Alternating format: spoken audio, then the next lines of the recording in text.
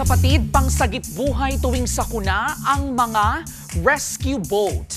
17th century pa lang sinasabing may mga attempt na sa France at England para makagawa ng mga unsinkable o hindi nalulubog na mga lifeboat. Mga bangkang maaaring magamit sa pagsasalba o rescue kung may sakuna sa tubig. Yung unang patent na disenyo para sa uri ng bangkang ito na itala po noong 1785. Gawa ito ng London coach builder na si Lionel Lukin. Una niya yung ginamit sa River Thames. Yun nga lang, hindi ganoon katibay ang bangkang kanyang nagawa.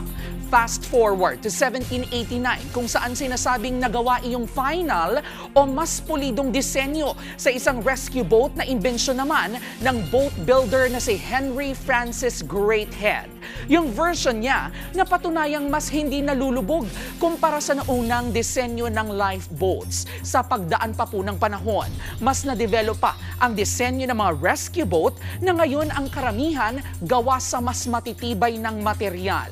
Mas nagagamit na rin ito madalas, hindi lang sa mga dagat, kundi pati sa iba pang sakuna tulad ng mga malawakang pagbaha.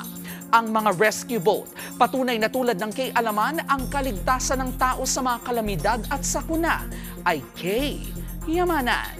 K-OK. Mga kapatid, ito po ang inyong K-Alaman Queen, Kalad Karen.